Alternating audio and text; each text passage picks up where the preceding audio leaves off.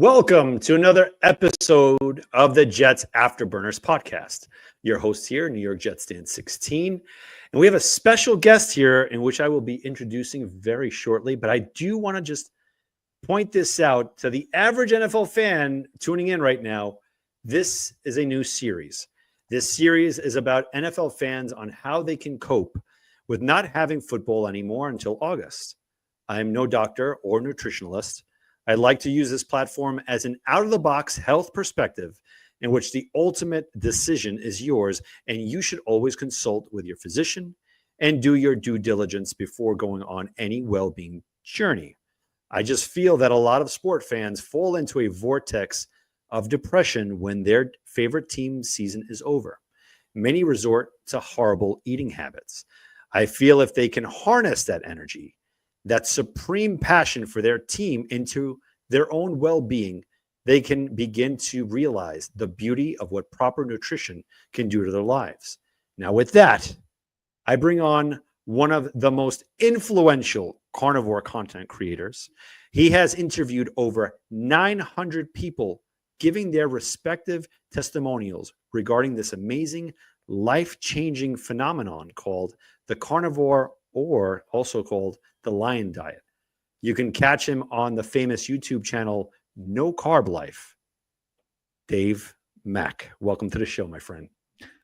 Daniel, thank you so much for having me on. I really appreciate you taking the time to have me.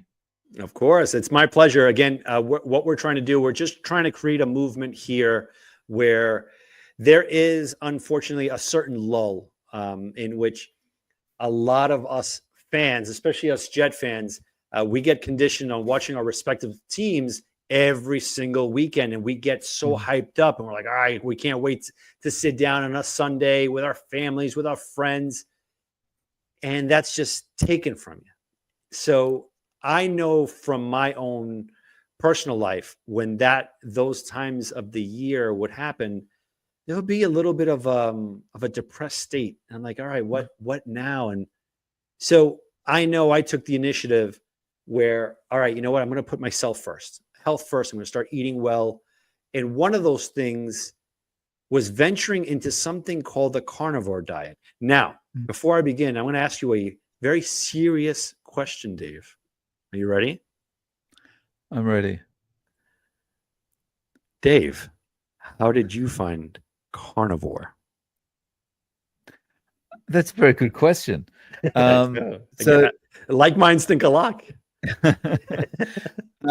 Just to kind of relate it to what you just said as well, the way I found carnivore was really going through a process of correcting some issues related to mental health and addictive behavior. I had a couple of problems that I needed to overcome. The first one was prediabetes. The second one was alcoholism. And I'd been confronted by someone other than internally, someone telling me that I needed to deal with these things. I knew I had an alcohol problem. I knew I needed to deal with it, but I'd always been putting it off, as you do. It's the same with your eating. When you're eating a lot of bad food, this is bad for you, but you never really do anything about it. But then when someone else actually says to you, you need to address this, that's when you start to maybe take a little bit more notice. And it was a doctor that said to me, you need to take care of both of these things, but the alcohol is the biggest issue. And so that was a bit of a shock for me, but he wanted to put me on a medication for the alcoholism that would make me stop drinking, but also had a lot of bad side effects. And I didn't want to, I don't like medications anyway, but some of the side effects were pretty scary. So I decided that I'd try and deal with this myself first. So I asked him to give me a couple of weeks. And I've known from the past, from doing low carb diets in the past, keto diets in the past, that it gives me a bit of self-control. So I decided, okay, I'll try and put myself on a keto diet. And started keto, and I found I was having some digestion issues. And I was trying to work out, why am I having these digestion issues?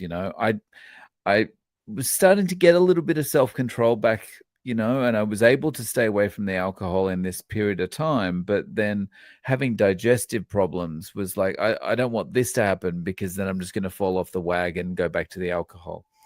And so I looked around online, found some videos by a doctor that we both know well, Dr. Ken Berry, and he was talking about how particular vegetables can cause gastric distress. And he named some of the vegetables that I was eating. And I'm like, oh, okay, maybe it's the vegetables. And then he went on to say, you don't need to be eating any vegetables. You can just cut them out altogether. You can just eat a meat and eggs diet, a beef, butter, bacon, and eggs diet, and that's all you need. And I'm like, okay. Well, I'm most of the way there anyway. Let's cut out the vegetables, see if it solves the gastric problems, and also, let's and maybe it's going to be okay. And I did that. Gastric problems went away, and the rest is history. I've been on beef, butter, bacon, and eggs ever since. Now, let me ask you, with the vegetables and whatnot, was it a certain molecule or something that gave you that issue, or could it be, I don't know, because I know with me, it was pesticides, and my body could not break that down, and I think it was over a period of years where I don't know if certain farmers use different ones, and it's to the point where it latches on to like a lettuce or whatever other, asparagus. You put it under water and you can't really wash it because it's kind of waterproof, and your body over time kind of disrupts the lining of the gut. Is that something maybe similar where a doctor had told you, or is it something where it was something within the vegetable that? I think it's probably both things. So I think the pesticides and the chemicals that are sprayed on the vegetables is probably an issue. But on top of that, I was eating stuff that I hadn't previously eaten before, like red peppers and yellow peppers. And they're from the nightshade family. And I think they're like extra prone to irritating your GI tract. And so, I think that was the main issue. But I think, both of those things combined was just, not comfortable. So, Now, how long have you been on the carnivore diet? It's been it's probably over 2.5 years now. Yeah. Wow. Just over 2.5 years.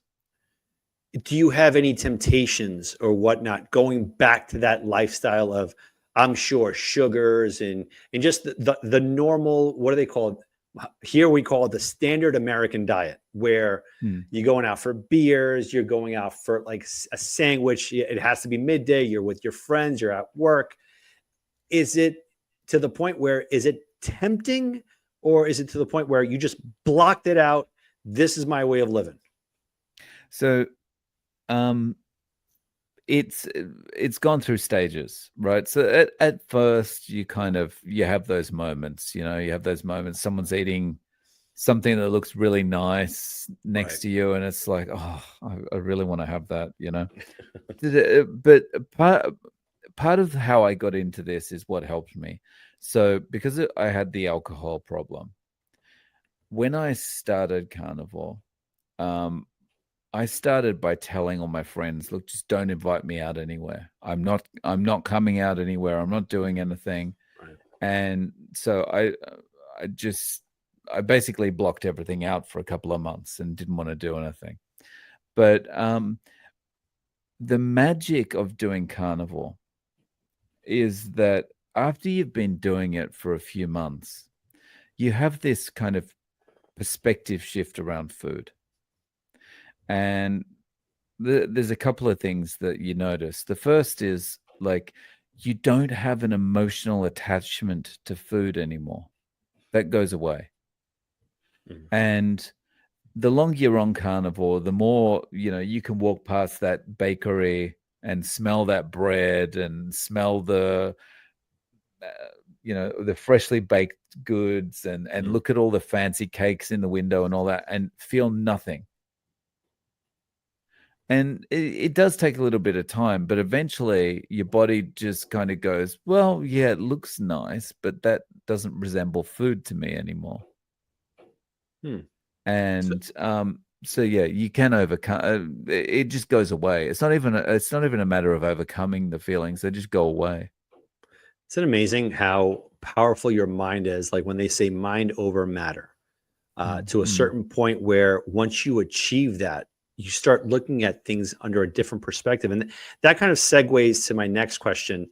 When you were going through this journey with carnivore, what were the epiphanies, those life-changing moments where you started going and venturing into rabbit holes? And I know a lot of people are like, oh, rabbit hole, that's a conspiracy. Not necessarily. I think when you do want to get more information, you kind of see that what's out there are facades. When you break through that, that's where you start seeking truth. Was it was it more where you were unveiled towards kind of like the pharmaceutical companies and agricultural institutions? So for me, it was I started feeling good in so many ways, Mm. and everyone else is telling me, media, big pharma, doctors, everyone is telling me you're going to kill yourself. And I was feeling like, well, that can't be right. My body's feeling better than it ever has before, right? And of all the people talking to me, the media, big pharma, doctors, everyone, everyone that's telling me that I'm going to die, they've all got a profit motive to do that. My body has no profit motive either way. It's just telling me how it feels. And so that's the kind of that's what kind of made me wake up and think, like, maybe things are not exactly as you just take them at face value. Maybe the doctor your doesn't totally have your best interests at heart, is not interested in getting to the bottom of the root cause of what your issue might be. The people who produce medicines, they're not thinking, how can we best help this person with all their conditions? It's just like, let's target a symptom because that's going to make us some money. And so yeah, it's just trusting my body made me kind of realize that all is not as it seems. Right.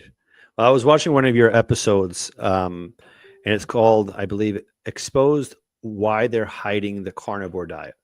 Mm. And this episode blew me away. How you start divulging into Ellen G. White. Then I believe is Johnny Henry Kellogg. I think that's his name, Uh-huh. Yeah. right? He's the one for those that eat breakfast, Kellogg's Frosted Flakes and all that. He's the one that coined the phrase, breakfast is the most important part of the day. Mm. That's not a fact.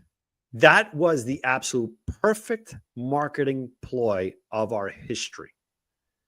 Mm. Now, if you could kind of go into that, because that episode, I looked at it and I'm like, wow, you literally connected the dots on that episode with Ellen G. White, Kellogg, Ansel Keys, and It also I think it was Harvard as well. That mm, I, mm. here, right? I have placing. Harvard's a massive player in this all along the way. Like they've got a very spotty timeline along the. Can Um, you go over that one if you can? sure, sure. So it all starts off really with the Seventh Day Adventist Church. Um, the Seventh Day Adventist Church was co-founded by a lady called Ellen G. White, and she at some point, as she was growing up, she started getting visions from God that were telling her that apparently she was the only one that was allowed to know this, and she had to be the spreader of the information. But she was getting messages from God telling her, we shouldn't be eating meat. Meat makes you sinful. Meat makes you do lusty things. We should only be eating plants. And she was like, okay, well, I need to get this message out there. So I'm going to start writing books about this. And so she's a prolific writer. And she wrote lots and lots of books about how you should only be eating plants and all these other things related to what you should and shouldn't do. And eventually went on to co-found the Seventh-day Adventist Church. And so the Seventh-day Adventist Church to this day is very focused on vegetarian eating and a plant-based approach to food. And so John Harvey Kellogg was a member of the Seventh-day Adventist Church and was Ellen G. White almost took like a bit of a mentor role to him and helped him get into college or medical school. And then he went on to found Kellogg he managed a hospital for Ellen G. White based on the teachings of the Seventh-day Adventist Church. And so he managed this hospital. Then he went on to found Kellogg. And when he founded Kellogg's, he discovered how you could roast or bake some little chips that turned out to be like cornflakes or granola. And that was another great plant-based idea that would, stop everyone's lustful feelings, And so that was his thing as well. He was he followed the teachings of the Seventh-day Adventist Church, and he was close to Ellen White. So he wanted to curb everyone's lustful feelings. So he produced this food and then marketed it as granola and cornflakes and so forth. And then if we fast forward past that, all these other companies started copying him, because it's like, hang on, you can take this really cheap ingredient and make it into food and sell it and make a big profit on it. And well, we're going to get into that too. So then you've got like Post and all the other companies that started producing breakfast cereals and Pop-Tarts and all that kind of thing. And then the reach goes a little bit further than that. On top of that, we get to the 1970s, and there's an oversupply of corn, and we need to kind of get rid of this oversupply of corn. So the Nixon government subsidizes corn. I'm getting this story a bit mixed up in places, but basically Nixon government wants everyone to use corn and grain. And so high fructose corn syrup is produced. And so like this industry of ultra processed food just flourishes. So all of these things combined kind of bring us to the situation we have today with ultra processed food. Along the way, we have Ansel Keys, who demonizes saturated fat with a study that was badly done called the 7 Countries Study. Now, it's called the 7 Countries Study because there was actually 22 countries, but the ones that didn't fit his hypothesis were excluded from the study. That's beautiful. So, wonderfully done. Wonderfully done. If you want to say that saturated fat causes heart disease, and in France, they eat lots of saturated fat, but they have low levels of heart disease, France is not a country you want to study, so you kick that one out. Wow. So that's what he did. And then because his study demonized saturated fat, then that gave more weight to this new ultra-processed food industry. And then you have, as something that's going on the side, you have the Dietetics Association, which was started as part of the Seventh-day Adventist Church, is starting to get more and more power, and they are teaching about, you know, the proper way to eat, and their teachings are all based on the teachings of the Seventh-day Adventist Church. Mm. And like the Seventh-day Adventist Church are actually sending practitioners into the Dietetics Association to teach this is how people should be eating. So the Dietetics Association are focused on a plant-based diet. Plant-based diet is basically what's going into ultra-processed food. So it's all feeding on each other, and now we have the diabetes epidemic, this chronic disease epidemic that we have now. Oof. It's amazing how they were allowed to cherry pick information, and you look at how our industry is today.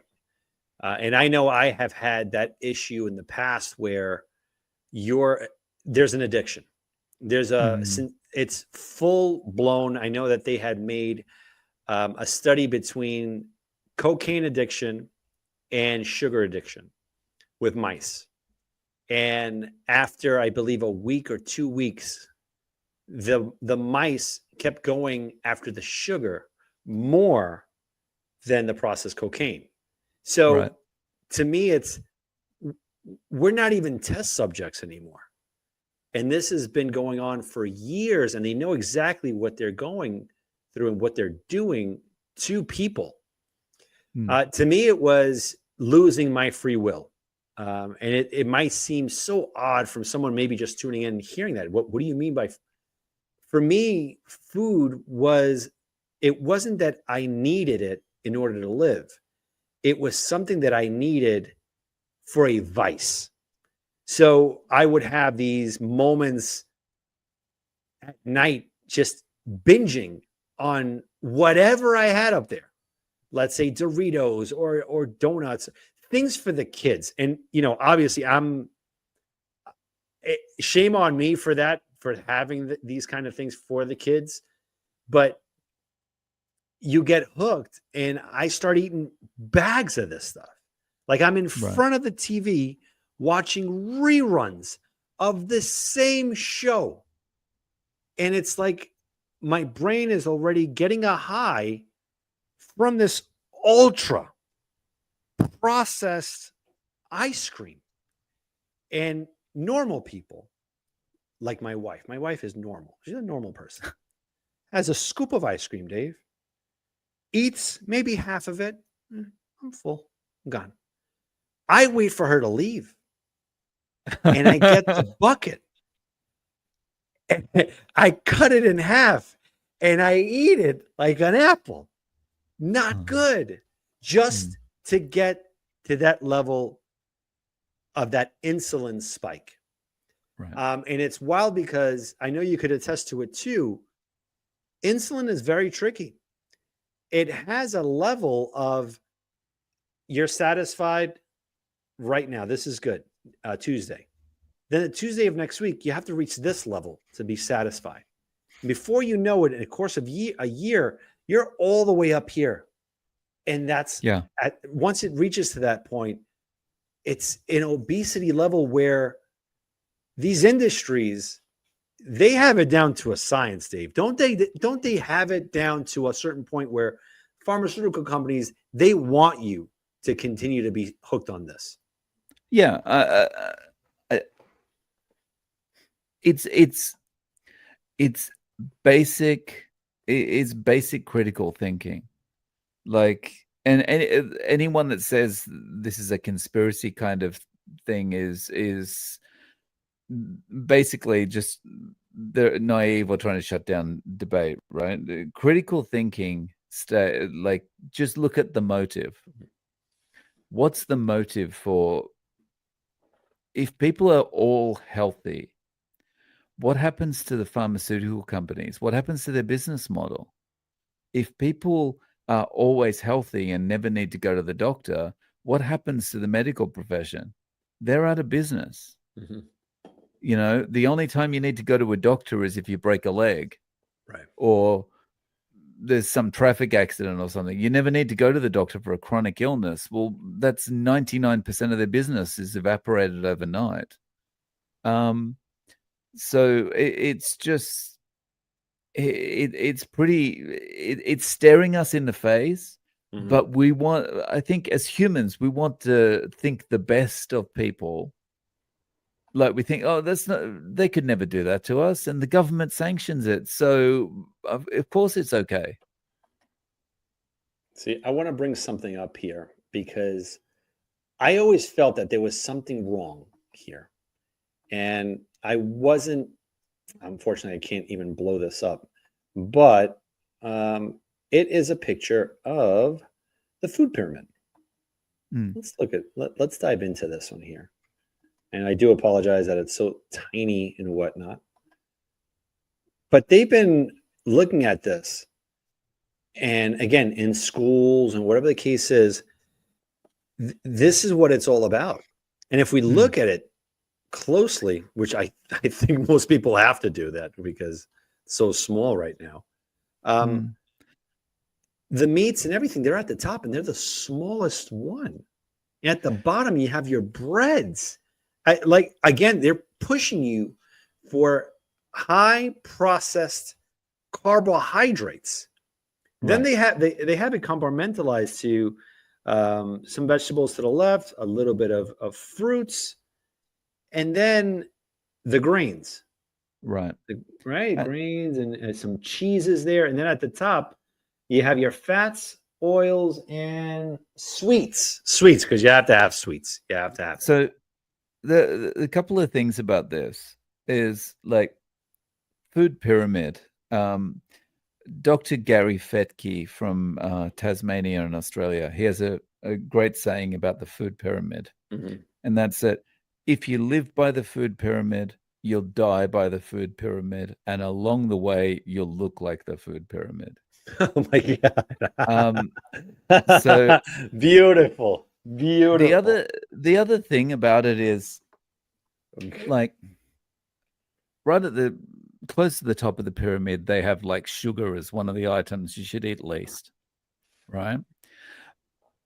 And a lot of people, if you say to them, well, if you don't eat sugar, you'll be much better off, right? And they might look at you and say, well, I don't eat sugar, I don't like sweet things. But then when you assess their diet, they could be eating maybe breads and things like that, right? And what people really need to understand is all that stuff on the bottom of the food pyramid there, all those breads, those pastas, those grains, when you eat those things, it becomes sugar. Your body converts it into sugar. It might not be sugar proper when it goes in your mouth, but once it's in your body, it's sugar. Right. And so, you know, the same glucose, the same blood sugar spike you're going to get from, or the same insulin spike you're going to get from eating table sugar, you're going to get similar ones from eating bread. That's right. You know, people think I'm being healthy, I'm eating bread and I'm putting margarine on it. And it's well, that's a double whammy, you know, because the bread is giving you this insulin spike and the margarine is basically, you know, plastic that's been colored yellow. Man, I used to live off of that. The margarine. Oh my goodness. There was something called back in the day Parquet. And it was ultra processed. But it tasted so good. And it came in a tub. And I was like, what, 8, 9. I would grab the bread and I would just put it on there. And it just, parents didn't know any better back then.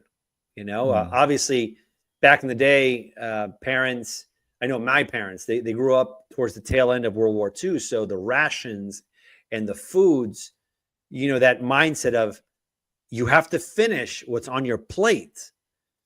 That mindset was because of how they grew up and how scarce food was. And whatever they ate, a piece of bread, sometimes it lasted them maybe 2 days. So for them to kind of adapt and come to the United States, and they have this, it's so plentiful. And there is, again, in my house, we're Italian, a huge bowl of pasta. God forbid you left a little. It's like a smack in the face. Like we brought you all the way here, and you're not going to eat. You gotta, like the Italian way of lifestyle is nonstop. And I get it. The ideology of it is food is a good time. And I get it. In my household, my mom she would always be on the cutting board, just cutting something up, always doing something, always food. Right. And when you're done eating, here comes seconds. I'm good, Mom. I'm good. Oh, you want more then? No, I'm all right. And then the cakes, and then like, especially when it was homemade, it was different. And honestly, I think the food back then, the way of how life was, conditioned many cultures to continue eating that way. And I think that's where these agricultural companies took full advantage and said, if we can follow that family life and we could supplement, then we got them. We already got them eating an overabundance of food. Now it's more. And I see that with just sport fans in general, kind of tying these loose ends together, where you go to pubs, you go to bars, and just to get away from the norm, there's burgers, there's buffalo wings, there's pizza. And this is going on for like 17 weeks, almost 20.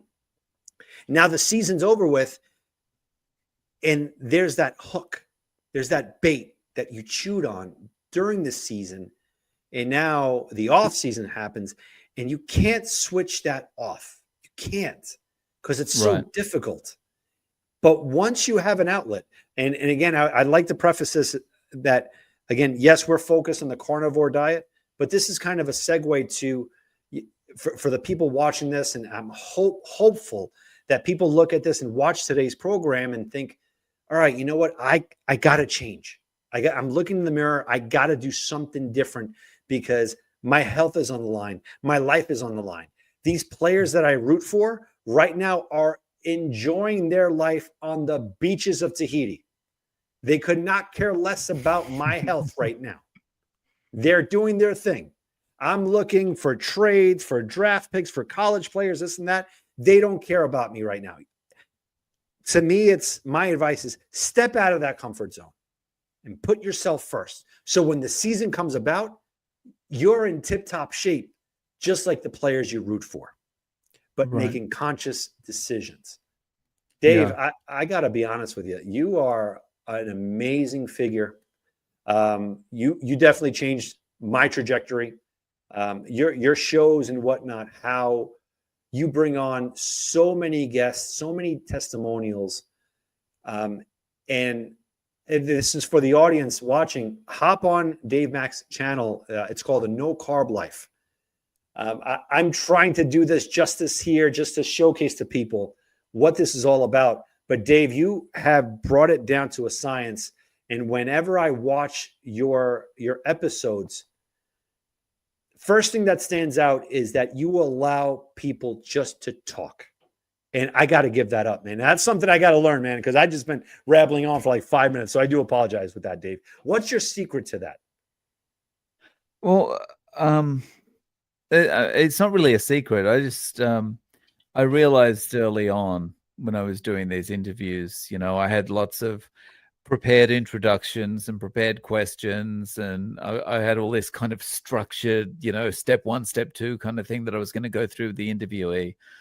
And I would find that people were not watching for very long the more I talked. And so I just thought, okay, well, let me take a step back and see if, I'm actually in the way here. And when I kind of think about it, it made sense at the time, because I know podcasts for me, like if I'm listening to a self-improvement podcast interview or finance interview or something like that, when the host goes on and on and on about how wonderful the guest is, I'm just like, get on with the story. I want to actually hear from the guest, you know? Right. And so I'd find myself turning off some of these things. And I thought, well, maybe that's the same thing. So I just kind of decided, okay, well, I'll take a back seat. I'll just ask them, how did you find carnivore? And I'll let them talk. And it seems that resonates with people. So yeah, I've just kept doing it. Love it. I'm going to ask you one more question. And from there, I'm going to let you go because I know you had a long day. Long day. I mean, you do these interviews wild. I'm going to just ask one more question now. Do you feel society, once you're getting healthy, wants you to fail just for like a I told you so motive? You know, like again, so many people have different vices and whatnot, but especially when I find it like whenever I'm on a diet, whatever, I'm doing good. They're waiting for me to fail and say, you know, I told you that that keto wasn't good for you, or that Atkins, or that herbivore, or whatever the case is, and now carnivore, which has been helping me like amazingly. Do you feel that that's a common narrative, that that's what people want, just to say that?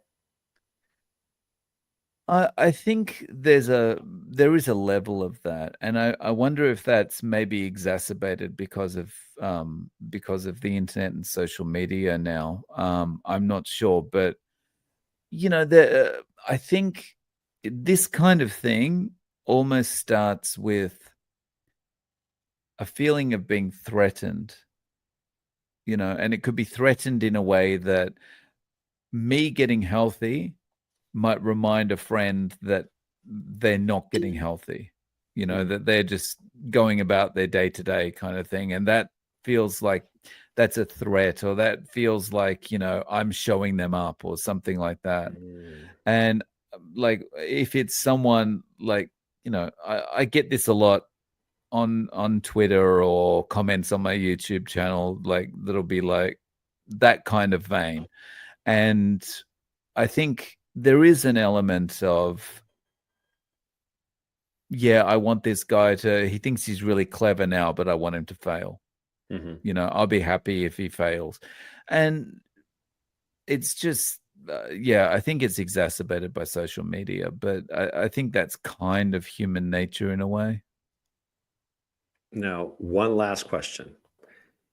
And I'm going to end it how you end normally, the ones on your show. If you were to tell someone, let's say someone sees you and says, wow, you made such a significant change.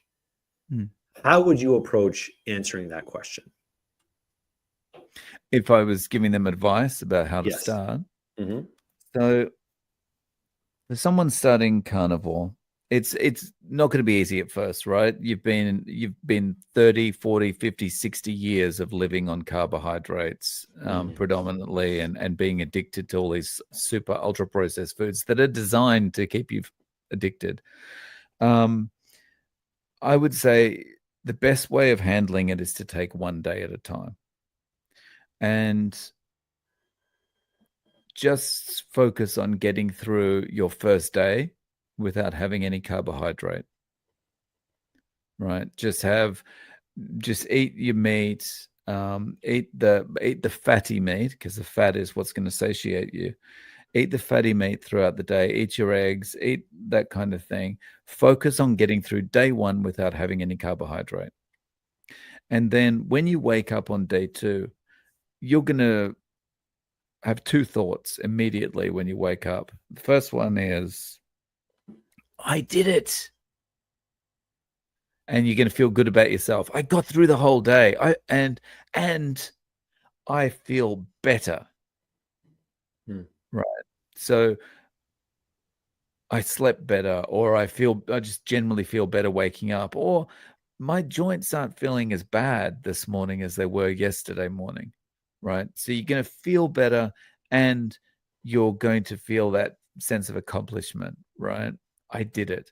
And so those two things together just turn up your resolve a little bit more.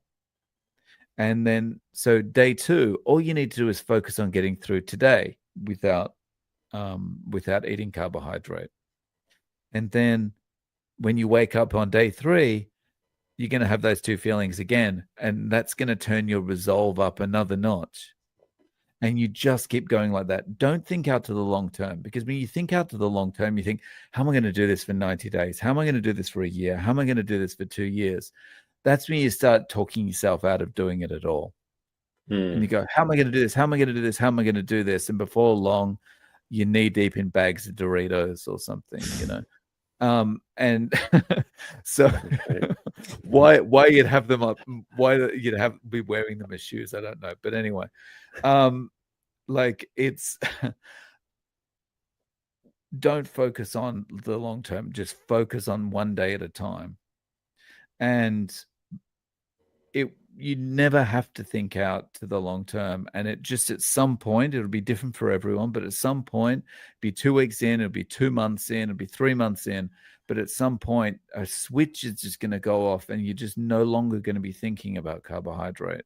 You're going to be able to walk past that shop or that bakery and go, I don't feel anything for this stuff. Right. You know, you're no longer going to be going into the kitchen and just mindlessly looking into the refrigerator going, what can I do?